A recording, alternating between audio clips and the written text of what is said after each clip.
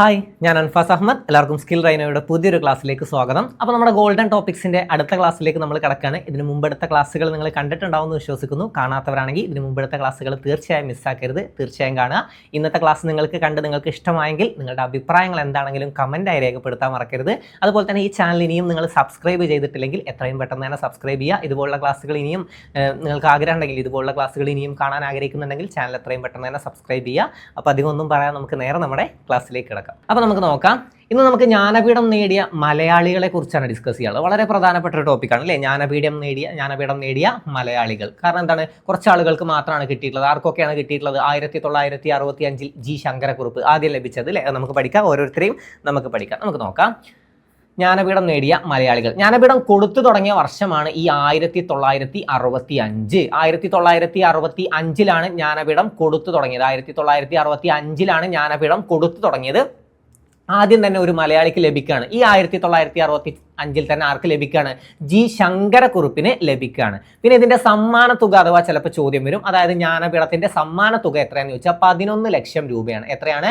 11 ലക്ഷം രൂപയാണ് ജ്ഞാനപീഠത്തിന്റെ സമ്മാന തുക. ഓക്കെ, അപ്പൊ ജ്ഞാനപീഠത്തിന്റെ സമ്മാന തുക എത്രയാണ്? 11 ലക്ഷം രൂപ. കൊടുത്തു തുടങ്ങിയ വർഷം എന്ന് മാത്രം നമുക്ക് ചോദ്യം വരികയാണെങ്കിൽ നമ്മൾ എന്ത് ചെയ്യണം? 1965 ആൻസർ ചെയ്യണം. അല്ലെങ്കിൽ ഇങ്ങനെ ഒരു ചോദ്യം വരികയാണ്, ആദ്യം ഒരു മലയാളിക്ക് ലഭിച്ചത് എപ്പോഴാണെന്ന് ചോദ്യം വന്നാലും കൺഫ്യൂഷൻ വരരുത്. 1965, അതായത് ആദ്യം കൊടുത്തു തുടങ്ങിയ വർഷം തന്നെ ഒരു മലയാളിക്കാണ് ലഭിക്കുന്നത്. ആരാണ് ആ മലയാളി? ജി ശങ്കരക്കുറുപ്പാണ്. ജി ശങ്കരക്കുറുപ്പ്. വാക്കുരു വരുകുരുവി വാഴ കൈമേൽ ഇരുകുരുവി, ഇത് ആരുടെ വരികളാണെന്നൊക്കെ ചോദ്യം വരാറുണ്ട് അല്ലെ. ആരുടെ? ജി ശങ്കരക്കുറുപ്പിന്റെ വരികളാണ്. പിന്നെ ശ്രീനാരായണ ഗുരുവിനെ രണ്ടാം ബുദ്ധൻ എന്ന് വിശേഷിപ്പിച്ചത് ആരെന്ന് ചോദ്യം വരാറുണ്ട്. ആരാണ്?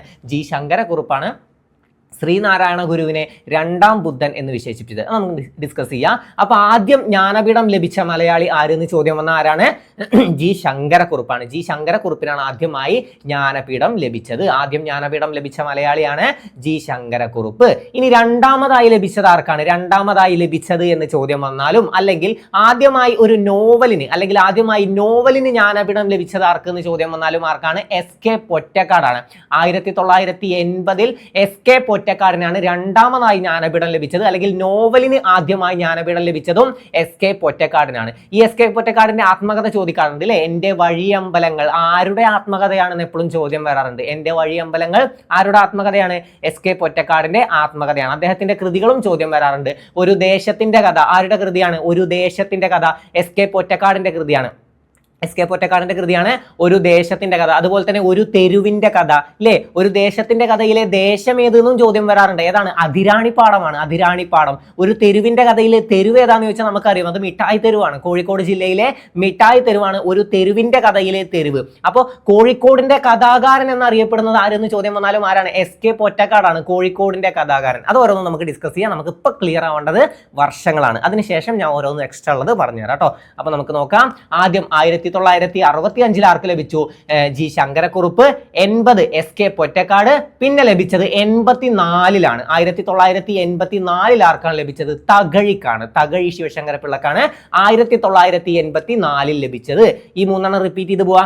ആദ്യം 65, 80, 84. പിന്നെയുള്ള വർഷം 95, 2007, 2019 ആണ്. അങ്ങനെ 6 ആളുകളെ കുറിച്ചാണ് നമുക്ക് പഠിക്കാനുള്ളത്. അതിൽ ഈ 3 വർഷങ്ങൾ ക്ലിയർ ആക്കി വെച്ചാലോ.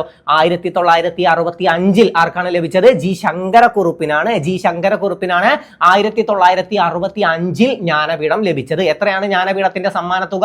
11 ലക്ഷം രൂപയാണ്. ജ്ഞാനപീഠം കൊടുത്തു തുടങ്ങിയ വർഷം എപ്പോഴാണ്? 1965 തന്നെയാണ്. ഈ 65 ആർക്ക് ലഭിച്ചു? ജി ശങ്കരക്കുറുപ്പിന് ലഭിച്ചു. ജി ശങ്കരക്കുറുപ്പിനാണ് 1965 ലഭിക്കുന്നത്. ജി ശങ്കരക്കുറുപ്പ് എപ്പോഴാണ്? 1965 ജി ശങ്കരക്കുറുപ്പിന് ലഭിക്കുന്നത്. 80 ആർക്കാണ്? എസ് കെ പൊറ്റക്കാടിനാണ് ലഭിക്കുന്നത്. 84 ആർക്കാണ്? തകഴി. ആദ്യമായിട്ട് നോവലിന് ലഭിച്ചത് ആർക്കാന്ന് ചോദിച്ചാൽ ആർക്കാണ്? അത് എസ് കെ പൊറ്റക്കാടാണ്. അതുകൂടെ പഠിച്ചു വെക്കുക. നോവലിന് ആദ്യമായി ജ്ഞാനപീഠം ലഭിച്ചത് ആർക്കെന്ന് ചോദിച്ചാൽ ആർക്കാണ്? S K Pottekkatt. 84 ആർക്കാണ്? തകഴി. അപ്പൊ 65 G Sankarakurup, 80 S K Pottekkatt, 84 Thakazhi. അപ്പൊ ജ്ഞാനപീഠം കൊടുത്തു തുടങ്ങിയ വർഷം 1965.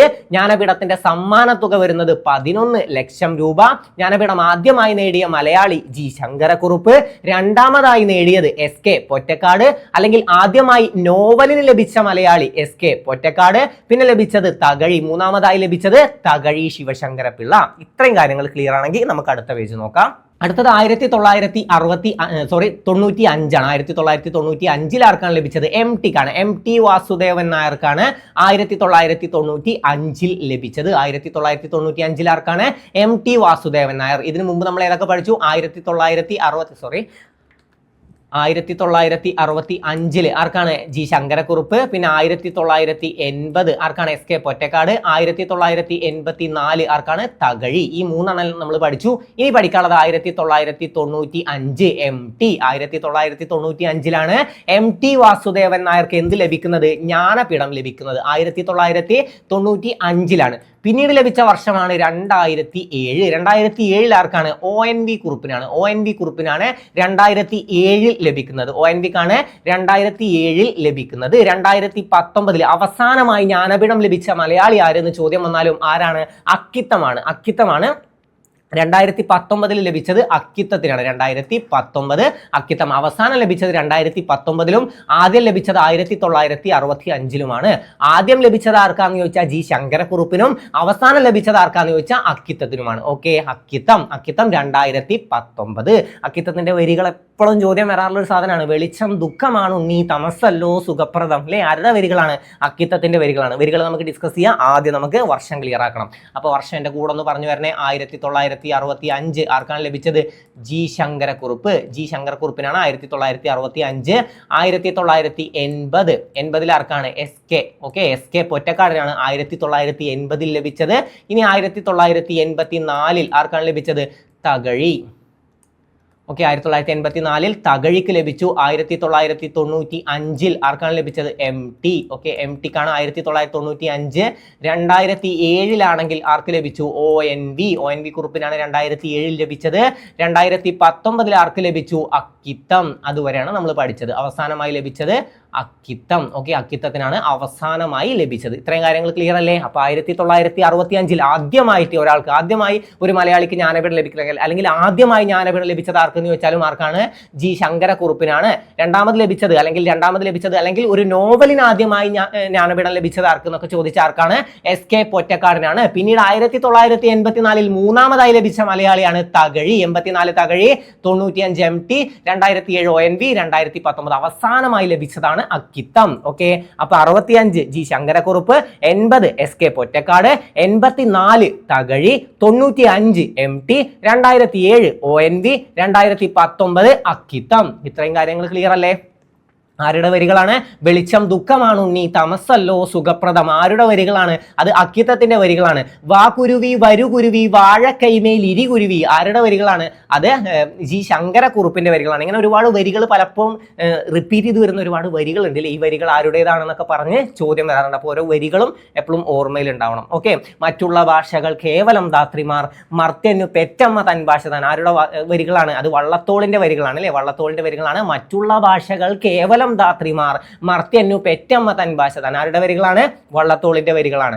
ഭാരതം എന്ന പേരു കേട്ടാൽ അഭിമാന പൂരിതമാകണം അന്തരംഗം, കേരളം എന്നു കേട്ടാലോ തിളക്കണം ചോര ഞരമ്പുകളിൽ. ആരുടേതാണ്? അതും വള്ളത്തോളിന്റെ വരികളാണ്. അല്ലെ, പിന്നെ അശ്വമേധത്തിലെ വരികൾ, അതായത് വയലാറിന്റെ വരികൾ നമുക്ക് പഠിക്കാണ്ട്. അശ്വമേധത്തിലെ ആരൊരാളൻ കുതിരയെ കെട്ടുവാൻ, ആരൊരാളതിൻ മാർഗം മുടക്കുവാൻ. ആരുടെ വരികളാണ്? അത് വയലാറിന്റെ വരികളാണ്. അല്ലെ, പിന്നെ ഈശ്വരനല്ല ഞാൻ, മാന്ത്രികനല്ല ഞാൻ, പച്ച മണ്ണിൻ മനുഷ്യൻ. ആരുടെ വരികളാണ്? അതും വയലാറിന്റെ വരികളാണ്. ഓക്കെ, ഒന്ന് ഓർത്തു വെക്കാം.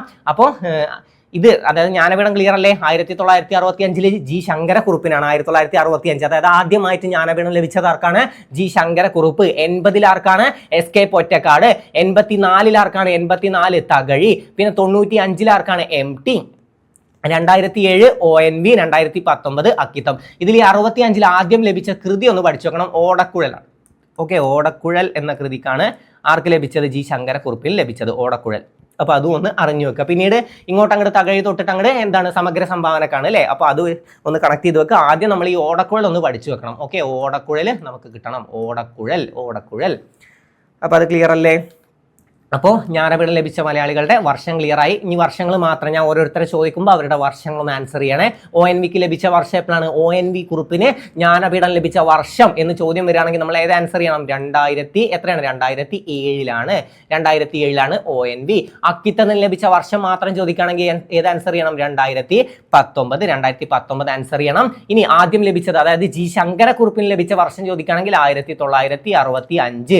തകഴിക്ക് ലഭിച്ചത് ചോദിക്കുകയാണെങ്കിൽ 1984. MTക്ക് ലഭിച്ചത് ചോദിക്കുകയാണെങ്കിൽ 1995. ഓക്കെ, ഇനി ആരാണ്? SK പൊറ്റക്കാടിന് ലഭിച്ചത് ചോദിക്കുകയാണെങ്കിൽ 1980. ഇത്രയും വർഷങ്ങളൊക്കെ ക്ലിയർ അല്ലേ? ഇനി വർഷങ്ങൾ ഏത് രീതിയിൽ ചോദിച്ചാലും, അല്ലെങ്കിൽ 1984 ആർക്കാണ് ജ്ഞാനപീഠം ലഭിച്ചതെന്ന് ചോദ്യം വന്നാൽ ഒക്കെ നിങ്ങൾക്ക് ആൻസർ കിട്ടുമല്ലോ. ചോദ്യങ്ങൾ റിപ്പീറ്റ് ചെയ്തും തിരിച്ചു മറിച്ചും ഞാൻ ചോദിക്കട്ടെ.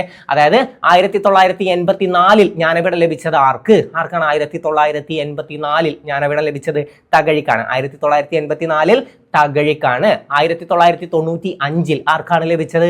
MTക്കാണ്. 1995 ലഭിച്ചത്.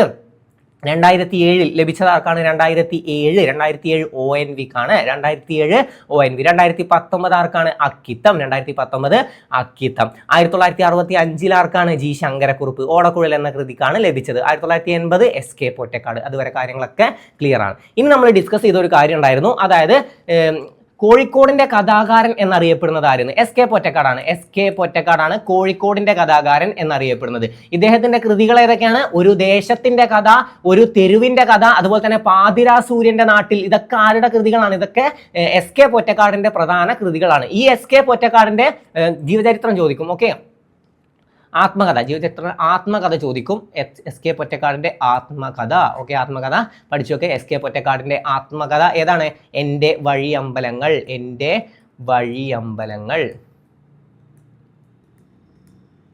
ഓക്കെ, കണക്ട് ചെയ്ത് പഠിച്ചു വെക്കുക. ആത്മകഥ എന്ന് തന്നെ പഠിച്ചു വെച്ചാൽ മതി. ഓക്കെ, ആത്മകഥ. ഇനിയിപ്പോൾ ജീവചരിത്രം എന്ന് പറഞ്ഞിട്ട് എന്തെങ്കിലും കൺഫ്യൂഷൻ വരാൻ നിൽക്കണ്ട. അതായത് ആത്മകഥ എന്ന് മനസ്സിൽ വെക്കുക. ആത്മകഥ എൻ്റെ വഴിയമ്പലങ്ങൾ, അതുകൊണ്ട് പറഞ്ഞതാണ് കേട്ടോ. ഓക്കെ, അപ്പോൾ എൻ്റെ വഴിയമ്പലങ്ങൾ ആരുടെ ആത്മകഥയാണ്? SK പൊറ്റക്കാടിന്റെ ആത്മകഥയാണ്. SK പൊറ്റക്കാടിന്റെ ആത്മകഥയാണ് എൻ്റെ വഴിയമ്പലങ്ങൾ. SK പൊറ്റക്കാടിന്റെ ആത്മകഥയാണ് എൻ്റെ വഴിയമ്പലങ്ങൾ. അദ്ദേഹത്തിന്റെ മറ്റ് കൃതികൾ: ഒരു ദേശത്തിന്റെ കഥ, ഒരു തെരുവിന്റെ കഥ. ഒരു ദേശത്തിന്റെ കഥയിലെ ദേശം ഏതാണ്?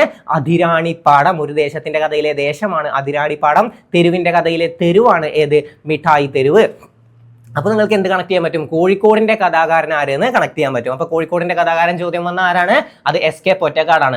ഓപ്ഷൻ എയിൽ നിങ്ങളെ കൺഫ്യൂഷൻ ആക്കാനായിട്ട് ഒരാൾ വന്നിരിക്കുന്നുണ്ടാവും, വൈക്കം മുഹമ്മദ് ബഷീർ. അദ്ദേഹം എന്താണ്? വൈക്കം മുഹമ്മദ് ബഷീർ ബേപ്പൂർ സുൽത്താൻ എന്നാണ് അറിയപ്പെടുന്നത്. ഓക്കെ, ബേപ്പൂർ സുൽത്താൻ എന്നറിയപ്പെടുന്നത് ആരാണ്? വൈക്കം മുഹമ്മദ് ബഷീറാണ്. അത് പഠിച്ചു വെക്കുക. ബേപ്പൂർ സുൽത്താൻ ആരാണ്? വൈക്കം മുഹമ്മദ് ബഷീർ.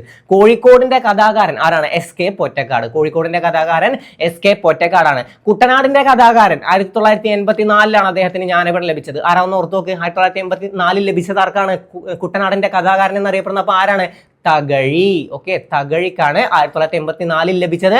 കുട്ടനാടിന്റെ കഥാകാരൻ എന്നറിയപ്പെടുന്നത് തകഴിയാണ്. കുട്ടനാടിന്റെ കഥാകാരൻ ആരാണ്? തകഴിയാണ് കുട്ടനാടിന്റെ കഥാകാരൻ എന്നറിയപ്പെടുന്നത്. ഇനി നിളയുടെ കഥാകാരൻ ദേ നിൽക്കുന്ന ആള് MT. ഓക്കെ, നിളയുടെ കഥാകാരൻ എന്നറിയപ്പെടുന്നത് MT വാസുദേവൻ നായരാണ്. നിളയുടെ കവി എന്നറിയപ്പെടുന്ന ആരാ? നിളയുടെ കഥാകാരൻ MT ആണ്. നിളയുടെ കവി P കുഞ്ഞിരാമൻ നായരാണ്. ഓക്കെ, P കുഞ്ഞിരാമൻ നായരാണ് നിളയുടെ കവി എന്നറിയപ്പെടുന്നത്. നിളയുടെ കഥാകാരൻ ആരാണ്? MT വാസുദേവൻ നായരാണ്. അപ്പൊ ഏതൊക്കെ പഠിച്ചു? കോഴിക്കോടിന്റെ കഥാകാരൻ SK പൊറ്റക്കാട്, കുട്ടനാടിന്റെ കഥാകാരൻ ആരാണ്? തകഴി, നിളയുടെ കഥാകാരൻ MT.